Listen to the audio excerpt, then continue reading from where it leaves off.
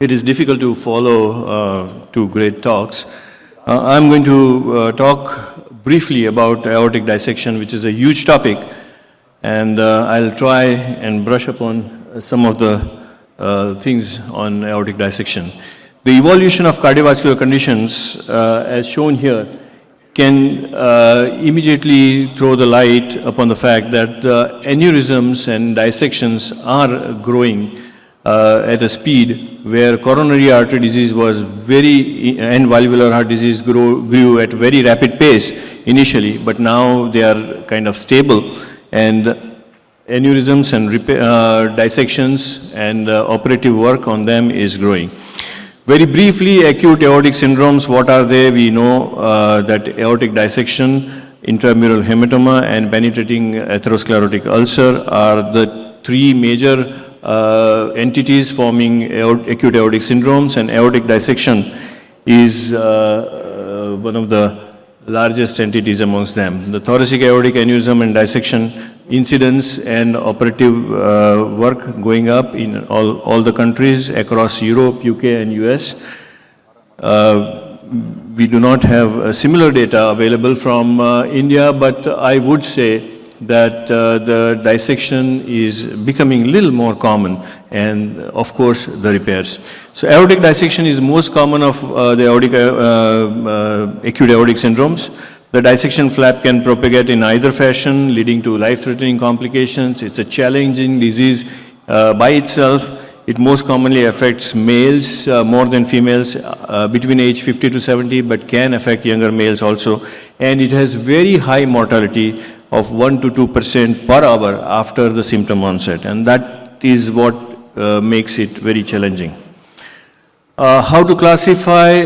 We all know the DeBakey classification, and that was kind of modified by the Stanford classification, and most recently the Society for Vascular Surgery and Society of Thoracic Surgeons, they have modified it further, that any entry based on an entry tear, any entry originating distal to the ostium of the innominate artery is classified as type B. And this classification entails prognostic as well as therapeutic implications.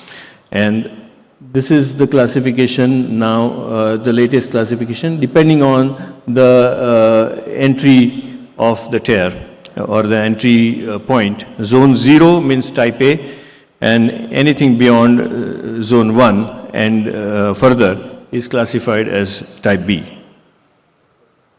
The diagnostic challenges are many, and one of the main diagnostic challenges is that the clinical suspicion has to be high in the healthcare worker's mind all the time, because aortic dissection has relatively low prevalence. The presenting symptoms overlap with all the common ER complaints, and especially the acute coronary syndrome.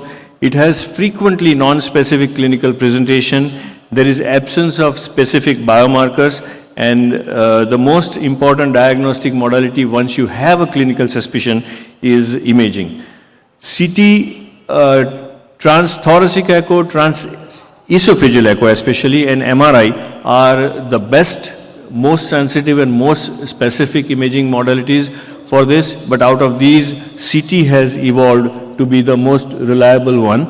The three-step diagnostic algorithm, which is the clinical suspicion, the risk conditions, once you suspect aortic pain rather than coronary, and the physical exam gives you some clues. The step 2 is to do the ECG, X-ray chest, and troponin and D-dimer. Troponin may be normal and D-dimer may be elevated. The X-ray may give you clues, ECG may show you no ischemic changes, and that is all diagnosis of exclusion. And the step 3 would be to do CT and transthoracic echo. The CT gives you a lot of information. Echo, MRI, and CT, all three are important, but as I told you, CT has become very, very important nowadays. The clinical suspicion has to come from the clinician's mind, and various detection risk scores have been developed, and they are kind of pasted in the ER. The aortic dissection detection risk score, or ADDRS, is one of the most important ones. the high-risk conditions, high-risk pain features, and high-risk examination features. If any of these are present, it is given 1 point. Any of these is 1 more point, and any of these is 1 more point. And if you have more than 1 point, total of 2 or 3 means you should start suspecting dissection of aorta. Similarly, aorta simplified score also is a pre-test probability assessment score, and that is developed to overcome the challenge of diagnosis and missing aortic dissection, because every minute there also counts. Misinterpretation of imaging findings is very important. Acutely thrombosed complete aortic dissection can masquerade as intramural hematoma and vice versa, and sometimes even with good CT, it is not always possible to differentiate between IMH and complete aortic dissection with false lumen being completely thrombosed. Something like this, where you are not sure whether it is IMH or aortic dissection. So the initial management in a suspected acute aortic dissection has always bordered in type A surgery and type B conservative medical treatment unless the patient has complications. And this is slowly changing, because we know that all uncomplicated aortic dissections are not necessarily uncomplicated. If the patient is hemodynamically unstable, it is easy to subject him for surgery. But when the patient is initially stable, it becomes very important to prognosticate him well. The acute medical management is still considered very important, because number of studies have shown that good acute medical management matters and has influence on the surgical outcome as well. The usual agents used are the beta blockers, and number 2 is ARB or ACE inhibitor. Calcium channel blockers are avoided unless the blood pressure is not controlled at all with these 2. Type A dissection typically goes for surgery, emergency open surgical repair as early as possible. The goal of surgery is to prevent aortic rupture and death and correct aortic regurgitation if there is any, and if there is any malperfusion, that also needs to be corrected.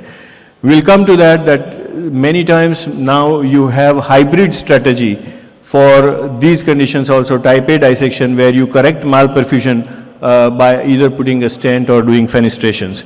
Type B dissection has been the focus of a lot of interest recently, because best medical therapy has been traditionally adopted, but we know that type B dissection can progress, and acute type B dissection have in-hospital mortality rate of around 10% only.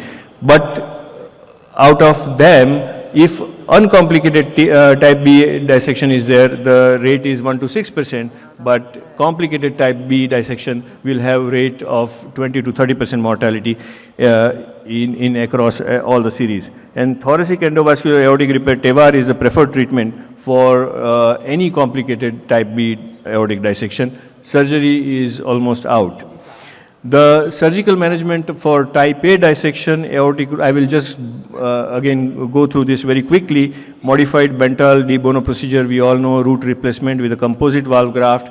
If the patient hemodynamic status permits, then aortic valve suspension or valve sparing surgery is a very valid alternative to composite valve tube, because it has long-term implications.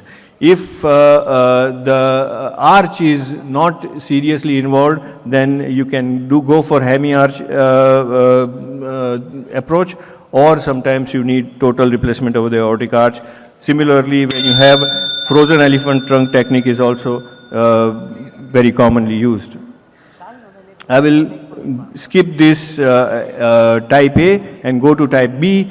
First TEVAR was done in 1999 in type B dissection, and after that it has shown a lot of advantages over surgery, and that's why surgery is not considered now as a first line of therapy in complicated type B dissection. Current management of scheme, as I said, has changed a little.